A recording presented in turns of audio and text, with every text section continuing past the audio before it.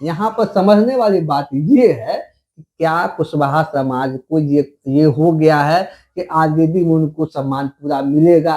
क्या आरजेडी में रहते हुए उसका कोई नेता शीर्ष पद पर पहुंच सकता है? अगर आप लोकसभा चुनाव के बाद अगर थोड़ा गौर करेंगे तो तेजस्वी जो है ए टू जेड की बात बहुत कम करते या नहीं करते हुए नजर आ रहे हैं।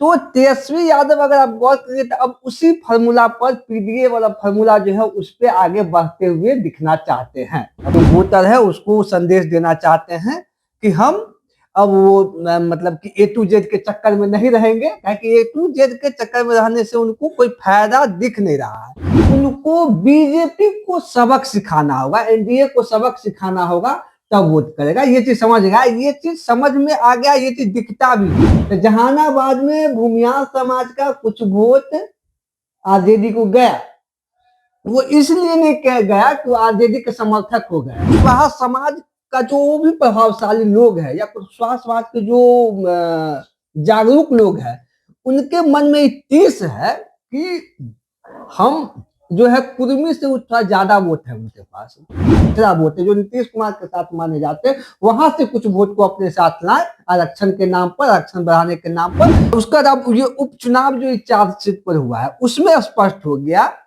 कि स्वर्ण वोटर आरजेडी के साथ एकदम नहीं गया। नमस्कार, मैं प्रशांत और आप देख रहे हैं पॉलिटिकल शो। हमारे इस शो में आपका बहुत बहुत स्वागत है। इस शो में हम हर रोज राजनीतिक कैलकुलेशंस के ऊपर बात करेंगे।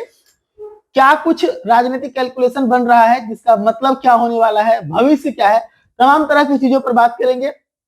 और हमारे साथ इस शो में अमित सिंह है, राजनीतिक विश्लेषक है, हमारे साथ जुड़े रहेंगे और विस्तार से समझाएंगे कि क्या कहता है राजनीति का कैलकुलेशन। आज का जो हमारा मुद्दा है वो ये है कि क्या तेजस्वी एमवाई से अलग हटकर जो ए टू जेड का तैयारी शुरू किए थे, लोकसभा में उसका कुछ बेनिफिट मिला है कि नहीं मिला है, और अगर नहीं मिला या मिला तो उस पर आगे क्या है। हमारे साथ फिर से जुड़े हुए अमित सिंह जी, हम इनसे बात करेंगे। क्या लगता है तेजस्वी यादव जो लोकसभा में अपने यात्रा के दरमियान बार बार मंच से ए टू जेड की चर्चा करते थे, माई बाप की चर्चा करने लगे थे, क्या अभी वो माहौल बना है या फिर कुछ उसमें परिवर्तन देखने को मिल रहा है? माहौल में परिवर्तन दिख रहा है।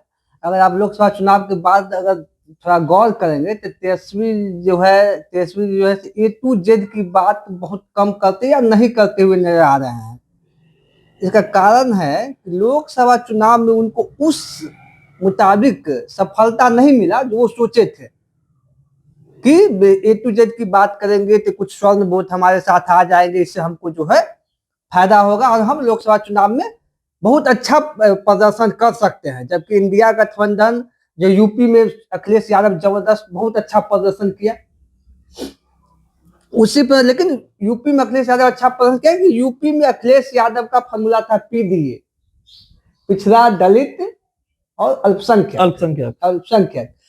तो तेजस्वी यादव अगर आप गौर करेंगे तो अब उसी फार्मूला पर पीडीए वाला फार्मूला जो है उस पर आगे बढ़ते हुए दिखना चाहते हैं। अपने जो वोटर है उसको संदेश देना चाहते हैं कि हम अब वो मतलब कि ए टू जेड के चक्कर में नहीं रहेंगे, क्योंकि ए टू जेड के चक्कर में रहने से उनको कोई फायदा दिख नहीं रहा है। अगर इस चीज को ऐसे अगर देखें ना, क्योंकि उनको समझ में आ गया है तेजस्वी यादव को या उनके रणनीतिकार ने उनको समझा दिया है कि भैया जो स्वर्ण वोटर 11% के आसपास, 10-11% के आसपास बिहार में है, कि स्वर्ण वोटर जो है उनको दो ही कंडीशन में वोट करेगा, या तो उनके जातीय कैंडिडेट को आरजेडी टिकट देती है, या दूसरा कंडीशन ये होगा कि उनको बीजेपी को सबक सिखाना होगा, एनडीए को सबक सिखाना होगा, तब वोट करेगा। ये चीज समझ गया, ये चीज समझ में आ गया, ये चीज दिखता भी है।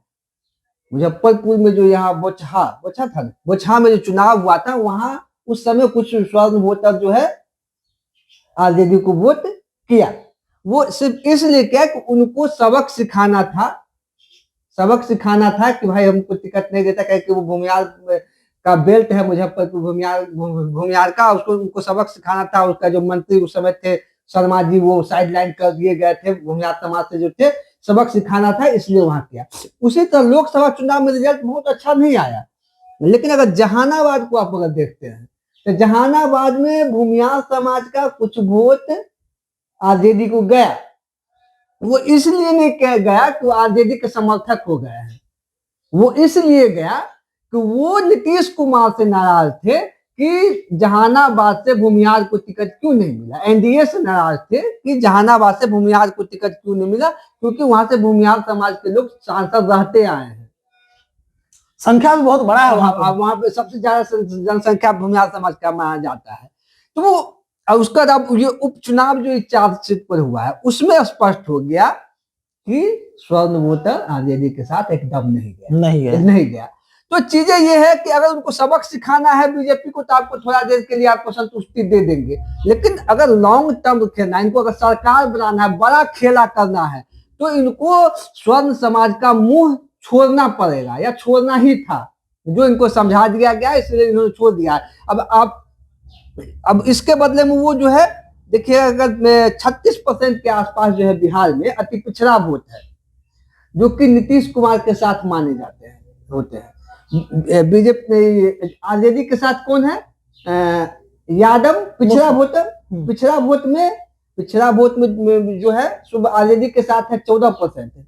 14% वोट पिछड़ा वोट आरजेडी के साथ है, जो यादव समाज का वोट है। अब मुस्लिम समाज का वोट 17% है, 17% के आसपास वो उनके साथ है। तो 30-32% के पास इंटैक्ट वोट है। तब ये पीडीए का पिछड़ा वाला बात पर ज्यादा जोर दे, जाति जनगणना वाली बात पर जोर रहे हैं, आरक्षण बढ़ाने की बात पर जोर दे रहे हैं।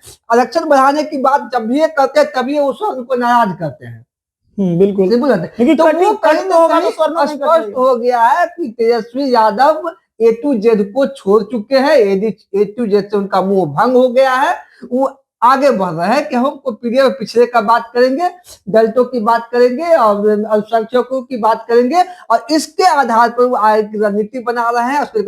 आप हाल में ही अगर उनका आप बयान देखिए, जो कि अनंत सिंह को लेकर लगातार बयान दिए हैं कि गुंडा है, अपराधी है, इससे राज हो रहा है। दो अपराधी को नीतीश कुमार अपने कलम से छोड़ दिए। स्वर्ण समाज का 2 प्रभावशाली जाति कई 2 प्रभावशाली नेताओं के खिलाफ अगर वो बोल रहे हैं, जो कुछ दिन पहले 6 महीना हुआ 1 साल पहले तक जो है तो उन्हीं के साथ थे, तो ये स्पष्ट है कि उन्होंने A to Z का जो उनका जो कॉन्सेप्ट था वो उनका सफल नहीं हुआ है, फलीभूत नहीं हुआ। तो उसको छोड़ के आगे बढ़ना चाहते हैं कि हम पिछड़ा को, जो अति पिछड़ा वोट है जो नीतीश कुमार के साथ माने जाते हैं, वहां से कुछ वोट को अपने साथ लाएं आरक्षण के नाम पर, आरक्षण बढ़ाने के नाम पर, ताकि हमारा जो है रिजल्ट में सुधार।